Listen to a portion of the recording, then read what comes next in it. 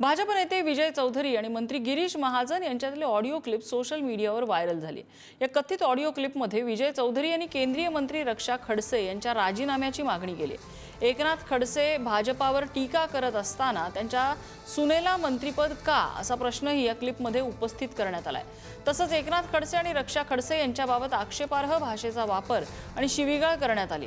ही audio clip viral झाल्यानंतर विजय चौधरी यांनी उत्तर महाराष्ट्र संयोजक पदाचा राजीनामा दिलाय। माझ्यामुळे पक्षाची बदनामी नको असं म्हणत विजय चौधरी यांनी राजीनामा दिलेला आहे। दरम्यान पुढारी न्यूज या व्हायरल ऑडिओ क्लिपच्या सत्यतेची पुष्टी करत नाही। हॅलो, या खडसे हा नेहमीच त्याची मुलगी असेल तो असेल बोलत राहतो आणि रक्षा खडसेला आपण मंत्री करून ठेवलेला आहे। मंत्री हिला काढलं पाहिजे, हे कुठेतरी थांबलं पाहिजे ना।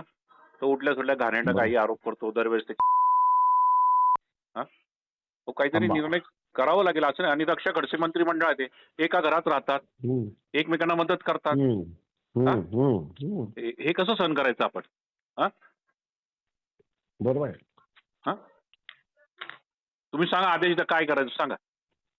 काही करू नका, मी करतो बाबा गमत पा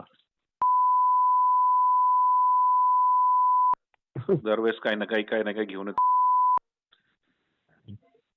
गंमत बघा। हे भाऊ अति झालं ना। प्रत्येक वेळेस काय नाही का तुमच्यावरच येतो, प्रत्येक वेळेस तुमच्यावरच येतो। घेणं देणं काही तथ्य नसतं, काही खोटं बोलतो। आणि फोटो दाखवतो तुझा फोटो फोटो नाही सगळे फोटो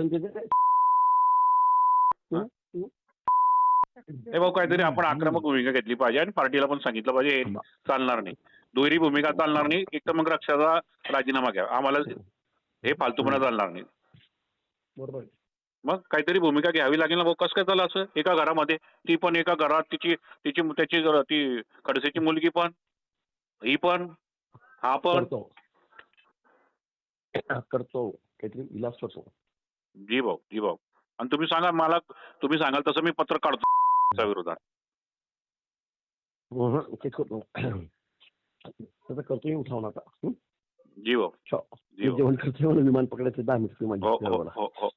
शेवटी तोंड उघडलं की गटार, ती गटार जी भारतीय जनता पार्टीच्या काही पदाधिकाऱ्यांच्या तोंडात पडत असते ना, त्यातलं हे उत्तम उदाहरण आहे। आणि त्यांचं जर म्हणणं असेल की एका कुटुंबामध्ये आम्ही आहोत, रक्षाताई आणि आम्ही, तर ते अनेक कुटुंब आजही महाराष्ट्रामध्ये अशी आहेत की ते 2 पक्षांमध्ये विभागली गेलेली आहेत किंवा 3 पक्षांमध्ये विभागली गेलेली आहेत। त्याच्यामुळे खडसे म्हणून आम्ही काही वेगळे आहेत असं नाही, अशी अनेक कुटुंब आजही महाराष्ट्रामध्ये आहेत।